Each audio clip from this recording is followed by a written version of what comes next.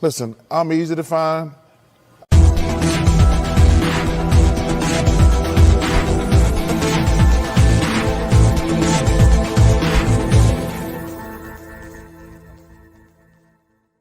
And then they can kiss my ass. Good morning, ladies and gentlemen. This is Nathan back with another video presentation. Happy Tuesday. Hope everybody had a great weekend. Hope everybody's off to a great work week. Hope everybody's staying safe. Now, before we get into the video, there's a few things I would like to say up front. This is episode 16 of Big Nate Sports Talk. In this video, we're talking about I'm predicting the WNBA awards for this season. After much deliberation, after a lot of thinking, we'll see what happens. But this is who I think should get their awards respectively in these certain categories: Coach of the Year, MVP, Rookie of the Year, Most Improved Player, Sixth Woman of the Year, Rookie of the Year, All NBA, Rookie first and second All WNBA, then the Rookie All WNBA Rookie Team. Excuse me. So those are the words we're going to go over. And then the Commissioner's Cup is today. It is on Amazon Prime. We will be tuned in for that game. And then Thursday, we got the Washington Mystics. We got the Dallas Wings. So I was going to do a preview for that, but we'll see what time allots for me here in this video. We will do a small preview for the Commissioner's Cup, who I think will win. But before we really start the video, there's some things I would like to address. So yesterday on Twitter, for about 10 hours, there was an individual who was very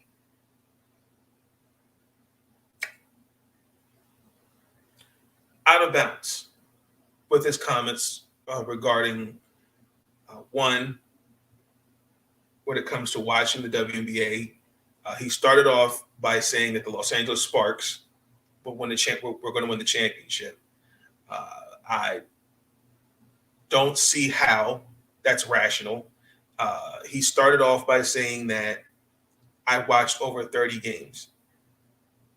When there are people who have watched faithfully, daily, every day. That's great, you're watching the games, but if you're not paying attention to what the Los Angeles Sparks have been going through this year, as of now this morning, late last night, it was reported that Liz Cambage no longer wants to be on the Sparks. Now, reports have come out as of recently this morning stating that she has quit the Los Angeles Sparks. Does that still hold weight that they're a championship team? But then also, I have been very, very vocal on this, and I'm not backing away from it. We can be diverse in thinking. We can agree to disagree. But what I will not give the time of day is when you just spat out ignorance and buffoonery. And that's what occurred yesterday on Twitter, in this Twitter space for 10 hours. Not only was it buffoonery, but it was also misogynistic. It was ignorant. And more importantly, it just lets me know that you cannot grow the game of basketball with casual fans. You just can't. Because the things that he was saying was completely ignorant. I mean, we're mispronouncing WNBA players' names, where I thought some of the comments, especially about Maya Moore and how come she doesn't want to come back in the league, were some of the things that were just being said. And there are people who put their due diligence, who are in the trenches when trying to when covering these teams and players and are growing the game, trying to educate this individual, trying to educate, yet becoming defensive, becoming emotional, and more importantly, becoming irrational. You cannot fight ignorance with ignorance. Educate, and also, too, more importantly, think before you're diarrhea at the mouth. Because if you're diarrhea at the mouth, make sure you use toilet paper to clean it. And some of those things, the things that were said in that Twitter space, were completely out of bounds, uncalled for. but it lets me know that unfortunately this is the world we live in, and we just have to continue to, one, educate, and number two, we know the people, again, like as I stated, that put their due diligence in this game when it comes to covering the W. For me, people that that I know look at me like I'm crazy, like no one cares about it. Why do you put so much effort? Because this is what this is my passion. I create this YouTube channel because it's a passion. I choose to do this, not because I want to, because I choose. This is a passion. We all have a passion for something when it comes to whether it's talking football, basketball, baseball, doesn't matter. I love to talk sports, and not just one individual. I do the best I can to talk about every sport. Covering to be given the opportunity to be in the media availability calls for the Washington Mystics. That is what I want to do, because this is my dream, to be in front of a camera, to be on TV, be on radio, interview players, commentate games, like inside the NBA. And I want to like first take, but you get my point. But until then, it's just disgusting that for 10 hours, that's what we heard. And shout out to those that really did their best to educate this individual. And then I think it's also really disgusting that those that he was going back and forth with, because I do feel like it could have been approached differently, but the fact that you're DMing those individuals that you were getting defensive with, and you're saying inappropriate things, that lets me know the weird vibe that you're giving me, and that's not cool. So I just wanted to address that because again, what really happened, that was really disgusting, and the fact that not only you had few WNBA ball players in that Twitter space, and oh boy, but I'm gonna leave it alone. Now I'm gonna move on. Now, this year has been an interesting year in terms of awards. We're going to transition into that. With the awards, I carefully looked at everybody. This is who I considered. I'm also taking consideration, unfortunately, this whole winning matters things, but I'm also too looking at how the team has changed. For example, I don't believe there's a 1A and a 1B. You're either first or you're second. I don't believe in 1A, 1B. I don't believe in that for when it comes to voting for a certain award. But I'm going to start with Coach of the Year. Now, I've taken into consideration a couple things. Last year, this past offseason, and how they look this year. When you look at Coach of the Year to me is how that coach has changed your team. What have they done? What are some of the things they've done? For example, the Washington Mystics, they were 12-22 last year. And to see where they're at this year, they're the 5th seed if the playoffs start today. The Atlanta Dream are right there. I believe they are the 7th seed, if I'm not mistaken, on top of my head, that they are potentially going to make the playoffs. But you look at other teams like Vegas, Chicago, it's a no-brainer. But this is who are my candidates for Coach of the Year. Becky Hammon, James Wade, Tanisha Wright, and Mike Tebow. Becky Hammon of the Las Vegas Aces, Chicago Wade, the Chicago Sky, Mike Tebow for the Washington Mystics, and Tanisha Wright for the Atlanta Dream. The reason why I feel like these four, because look at with Tanisha Wright. No one really expected the Atlanta Dream to be where they're at right now. James Wade, he's integrated new pieces, Julie Allman, Emma Mieseman, and that rotation this year has pretty much stayed the same. Like Atlanta still has some things they gotta fix.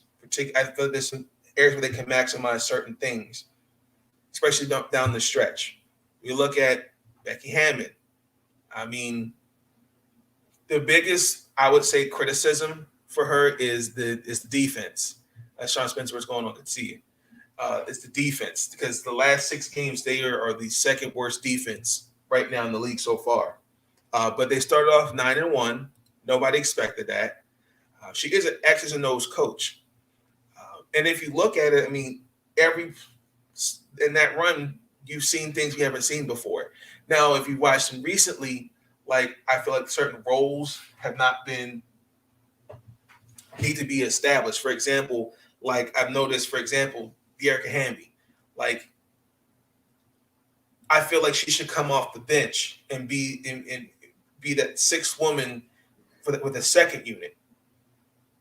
Then I noticed really after the Connecticut game, where Jackie Young got hurt, Kelsey Plum got hurt.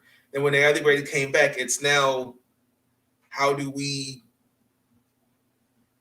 fix this? Because now there's too much shooting. We're not passing the ball enough. There's just a lot of things, but particularly on the defensive side of the ball, I think that's the area that they got to clean up. And then also, too, they're not really using their rotation, which is really also concerning to me.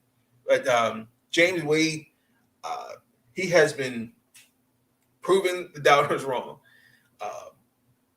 They have maintained consistency. They're first place. They clinched the playoffs. They're number 1 seed.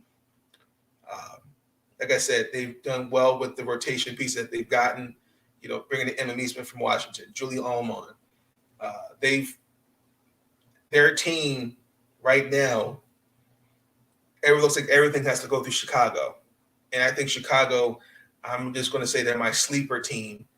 I think that can ruin everybody's agenda to who can get to the finals. If I look at Mike Tebow, last year, he dealt with a plethora of injuries. And then on top of that, Tina Charles departs from Washington to go to Phoenix. You bring back Tina Hawkins. You signed Elizabeth Williams. You drafted Shakira Austin with the 3rd overall pick. You also drafted Kristen Williams with the 14th overall pick. We were all kind of skeptical what the Washington Mystics would look like this year, particularly with Elena Delle Donne, because when healthy, the Mystics are a top 3 team, in my opinion. But give the Washington Mystics credit. Yes, they've had good games, they've had bad games this year, but I feel like a lot of people kind of wrote them off in terms of, well, Elena, if you don't have Elena there, they're not really a competitive team. But the way they have been playing as of late, defense wins championships. Now the offense is definitely a work in progress, but we'll see. And then with Tanisha Wright, no one expected the Atlanta Dream to be where they are this year. With everything that happened last year, there's a culture that's definitely being built in Atlanta. It starts with Tanisha Wright. It starts with Dan Panover, the GM. And then even give Renee Montgomery some credit. Give her some flowers, too. They are really trying to build something in Atlanta. I like their core. I would like to see just a little bit more, some strengths being maximized. Like, I feel like there's potential there, but they're still a young team. So, I mean, that's who I would consider. These are my candidates for Coach of the Year. The MVP is the most valuable player. Most people have. I hate hearing this argument about what MVP is. Most valuable player, most valuable team. To me, MVP is who is what they're doing for your team. And again, I believe in you're number 1, you're number 2. I don't believe in 1A, 1B, because you're kind of taken away from. I think it just doesn't fit well with me. But these are my candidates. I considered Asia Wilson, Brianna Stewart, Nneka Ogwumike, Candace Parker, and Kelsey Plum. To me, Asia Wilson is the front runner for the MVP. Then it's Asia Wilson. Then it's Nneka Ogwumike, Candace Parker, and then Kelsey Plum. I just don't believe in this 1A, 1B. Like the past 5 seasons, MVP has gone to the best player on their team in the league. And right now, it's Chicago, but I feel like what the Las Vegas Aces did in the beginning of the season go 9-1. A lot of that was Asia Wilson, in my opinion. A lot of it was she was the cognitive machine to move her from the 4 to the 5, and to just see how that team really, really kicked off. A lot of that to me matters. Brianna Stewart, I'm not taking anything away from what she's doing. I think she's having a great year. I think she's having a better year, in my opinion, than her 2018 season. I just feel like when I look at MVP, like, if we're going off by team performance, then Candace Parker should be MVP, or Emma Meeseman should get MVP conversation. You know what I'm saying? Like that's kind of a gray area for me. But if I had a vote, Asia Wilson should be MVP this year without a shadow of a doubt. I would also too. I mean, Nneka Ogwumike, for the most part, has been carrying the Los Angeles Sparks. With the midst of all the things that have gone on with the Los Angeles Sparks, she is going out there and playing basketball. And then Kelsey Plum, I'm a fan of Kelsey Plum, but it's not MVP to me is just not on the offensive side of the ball. It's also defense. And I mean, when she is balling, she's playing. I'm not taking anything away from her, but I just don't like the fact that the things I've been hearing, like it's kind of been Kelsey's team when in reality it's Asia's team. I think that little run when Jackie wasn't there, yeah, Kelsey did do more. But if you held my feet to the fire, like I'm not backing away from it. Asia Wilson to me is my MVP for this year. Defensive Player of the Year. Now this was actually interesting. I considered honorable mention Brittany Sykes, and she should get some consideration. But at the time when myself, and my producers had this discussion, we went with 5. So we had one vote for Brittany Sykes. We had, was it 3? 3 votes, 3 votes for Brittany Sykes. And this was our 5 potential candidates for Defensive Player of the Year. We said Brianna Stewart, Candace Parker, Asia Wilson, Ezzie Magnabor, and Alyssa Thomas are all candidates for Defensive Player of the Year. This was tough. We also considered Jonquel Jones, but I feel like Alyssa Thomas, to me, would kind of pan out more, would get more votes. Now, Brianna Stewart, to me, she is the number 1 right now candidate for Defensive Player of the Year. Number 2, I would say, is Asia. But also, too, like Ezzie right now is leading the league in blocks. I just feel bad that she probably will not get consideration maybe next year because she is having a good year. I mean, I'm not liking the fact that as of recent, they've taken her out the lineup and putting Tina Charles in there. So I think that kind of now takes away some votes. But Asia, same thing. You move her from the 4 to the 5. I think, again, asking those things of her. She's a rim protector, and even not even just a rim protector, she can go out to the perimeter and defend. Like, now, if you help my feet to the fire, I will say Brianna Stewart, Asia Wilson, and Ezzie would be your top 3. But that's who I think. Now, for 6th Woman of the Year, this was actually interesting. So we had a couple surprises, and I do think it should get some consideration, in my opinion. When I look at 6th Woman of the Year, it's those who's coming off your bench, who's doing a lot. And I feel like this is a no-brainer, and she should win this. It's Brianna Jones. I also consider Han Yu, Rebecca Gardner, Azrae Stevens, and Ari McDonald as 6th Player of the Year. Brianna Jones, she, after having that breakout in 2020, who I feel like and most of them should be starting. Whenever her number is called out there, she is performing. well, whatever happens after this year, whether she stays in Connecticut or leaves, whoever signs her is getting a great player. There's no doubt about that. When you look at the others, like Han Yu from the New York Liberty, she definitely caught many's eyes. She's definitely had a good breakout season to me for their offense and defense. Watching her with the Washington Mystics, she's definitely a cheat code. And I think the best is yet to come for Han. I'm really proud. I'm really glad to see her get the opportunities that she's been getting, and she's been making the most out of her opportunities currently with the New York Liberty as they've been dealing with injuries and lineup changes, different things like that. Rebecca Gardner, who I also actually, fun fact, also have consideration for Rookie of the Year, is a definition of a success story. 31 years old, if I remember correctly. It kind of puts an emphasis on how scouting and training camps need to be more effective, because Rebecca Gardner is just, to me, a wonderful contributor for the Chicago Scar. I mean, he's a two-way player.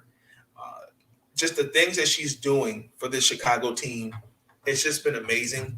And just, again, when her number is called, she's doing those little things that James Wade is asking for her to do.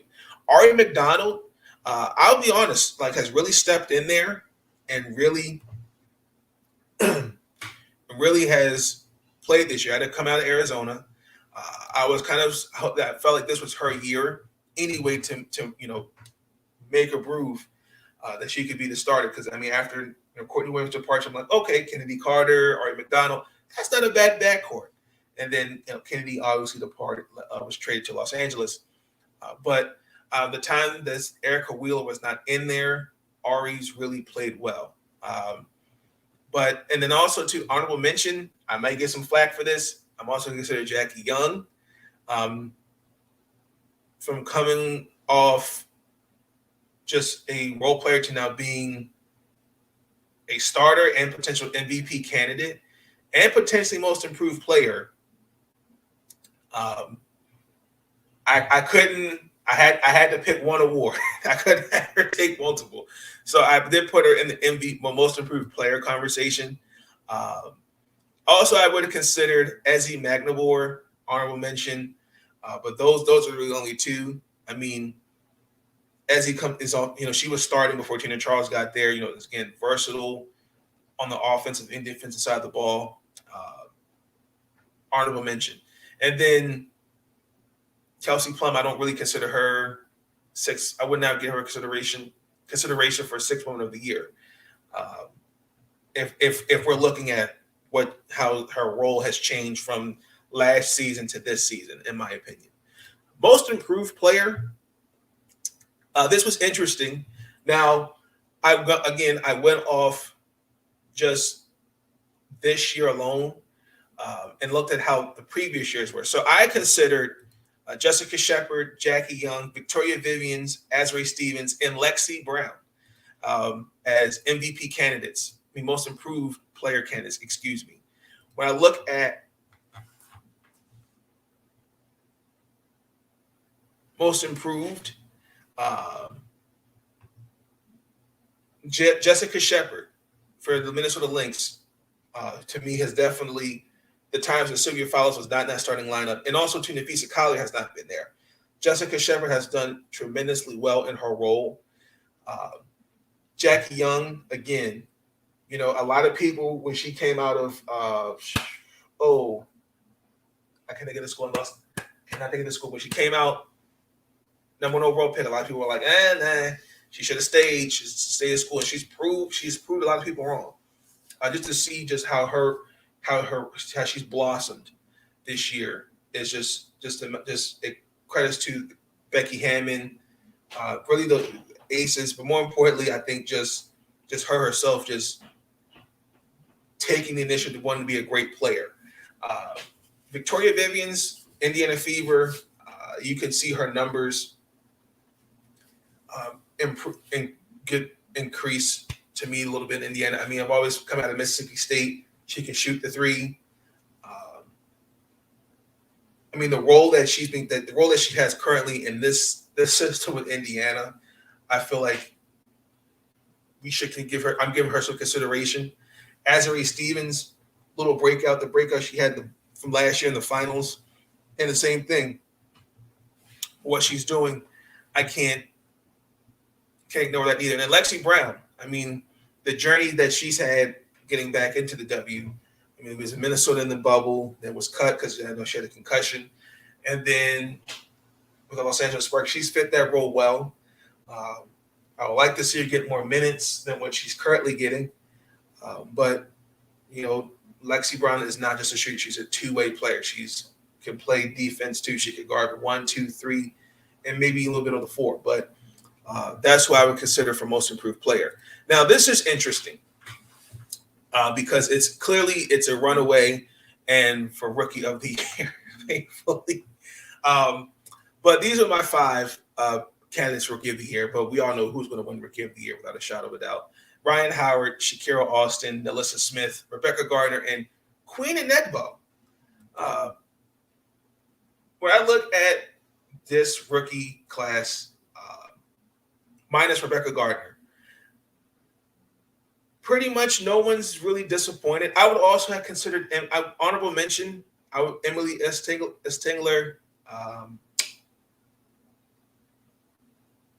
That's honestly it. I mean, other than those 5, everyone else has not really done much that I would have thought.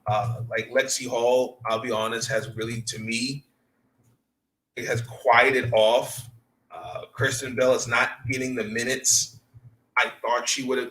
I felt like she should be getting in Las Vegas. I haven't seen that. Nara Sabli's out for the season. Veronica Burton is getting minutes in Dallas, but I mean her role is not what I thought it would be. Nia Cloud is playing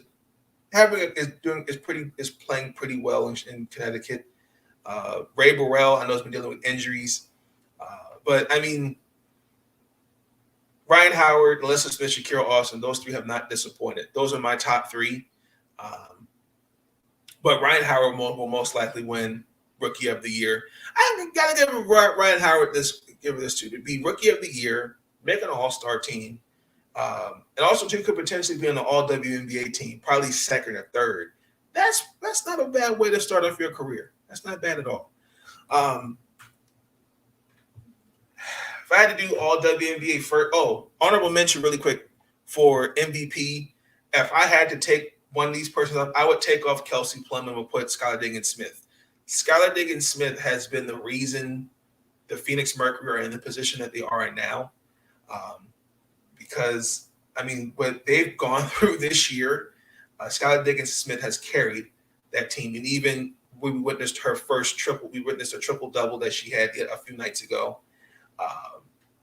Cannot take away the work that the year that she's having so far on this team that doesn't have Brittany Griner and has been dealing and that did have Tina Charles and that didn't end well. All WNBA first team, if I had to say, it would be Skylar Diggins-Smith. That's Skylar Diggins-Smith. 1.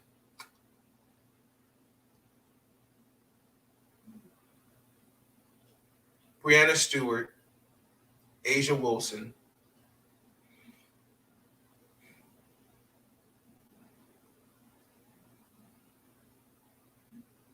Kelsey Plum, Jonquel Jones. Second team,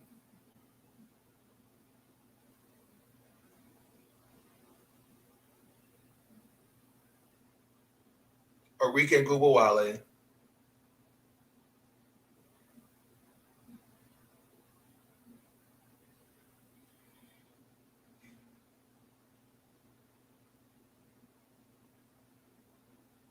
Jewel Lloyd,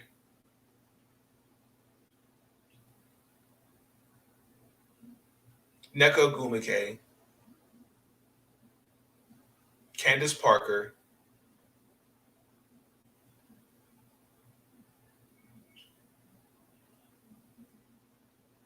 center. I will put Jackie Young in there. You have 3 guards. I'll put Jackie Young in there. And then if I had to do all WNBA rookie team, Ryan Howard, Shakira Austin, Melissa Smith, Queen Enegbo,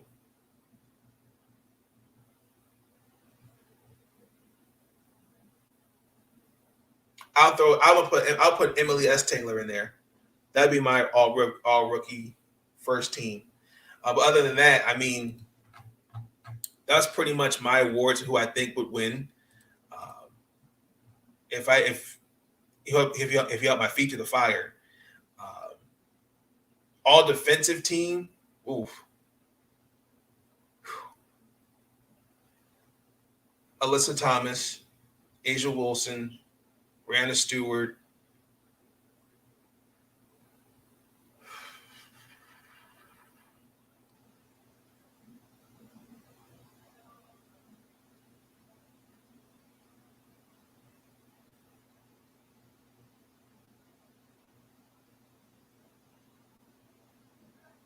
Brittany Sykes. I need one more. You know what? I'm gonna put her on. I'll put Ezzy Magnabor on that list for all defensive team. That's what I'll do. I'm gonna do that, and then all second team.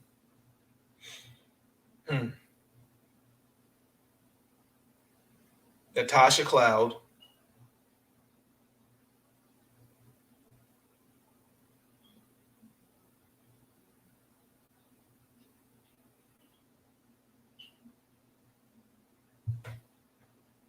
Brianna Jones.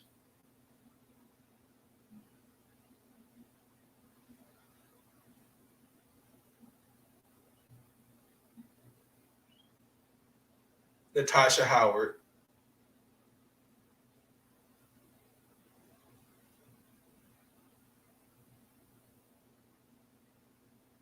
Neko Gumike.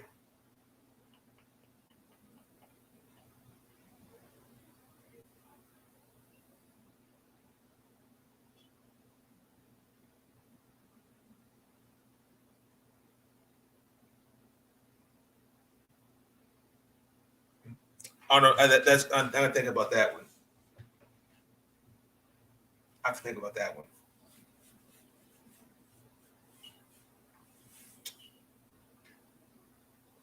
That's gonna be tough. That's gonna be tough for the all second defensive all second team. I gotta think about that one. But I mean, those are my awards. Who I think would win more than likely. Again, if you help my feet to the fire.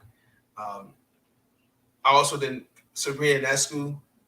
I think we'll probably get some MVP consideration. She'll probably get squeezed in there with all second WNBA team. Ariel Atkins, can't forget about her as well in the year that she's having. Yeah, but I mean that's my awards for this season. The Commissioner's Cup is today. It's 7 at 7 on Amazon Prime. The Las Vegas Aces are playing the Chicago Sky.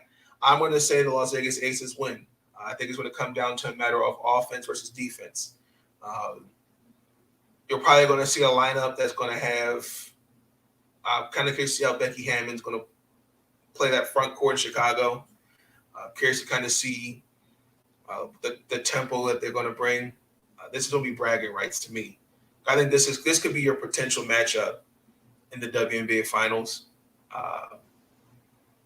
I'm just not sold right now. I'm disappointed really in Las Vegas with their defense because to start off like that and the way that with the last 12 games has just been very, very, it's been very interesting. And I need more production. Other than Asia Wilson, I like to see some more from Dearica Handy.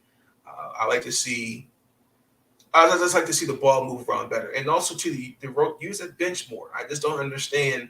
You got Kristen Bell, Sydney Colston, Teresa Plaisance, Asia Shepherd, Iana Rappaport. I just don't understand that. Like she's not using that bench. I don't get it. because I just have a feeling that come playoff time, they're going to be worn out, the starters. I mean, she's playing that like she didn't take them out until what was it, like a minute, 2 minutes left within the game. That is insane. It's just insane to me. But I think the Las Vegas Aces are going to win 91-84. Guaranteed. So, yeah, that's going to be it. That Washington Mystics play the Dallas Wings Thursday. So today there is a post-practice video call with the Washington Mystics. I didn't feel like a week to me at all. Good morning, Lucinda. Good morning. Hope you're having a great day. Thank you for jumping in. Yeah. So that's going to be it for me. That's going to conclude the video. You will see a couple things different with the channel. Did make some adjustments to it. But with that being said, just be on the lookout. You may see something different with the channel. But other than that, I do apologize. I did not give my rankings for last week. This was week 11. Then we're going to go into week 12 after the Commissioner's Cup. So I'll hold that off until then. But yeah, that's pretty much it. Oh, really one other name that slipped my mind that should get some consideration for our All-NBA team, but because the team she's on is not that great. Kelsey Mitchell. I mean, Lord have mercy. Fix it. That's all I'm going to say. I feel so bad for her. I do. I mean, great two guard. I hate to see that on teams like that. Greatness. But that's going to conclude the video. Y'all let me know your thoughts. Please like, comment, subscribe. I will catch you guys on the flip side. Thanks for tuning in, y'all. Stay up. Because, you know, it is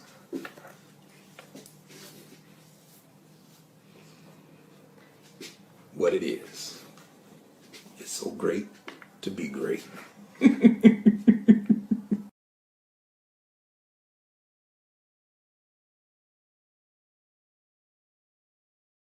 Listen, I'm easy to find. These videos are tremendous. Like, comment, and subscribe, and hammer that notification bell. And listen, they can kiss my ass if they don't like it.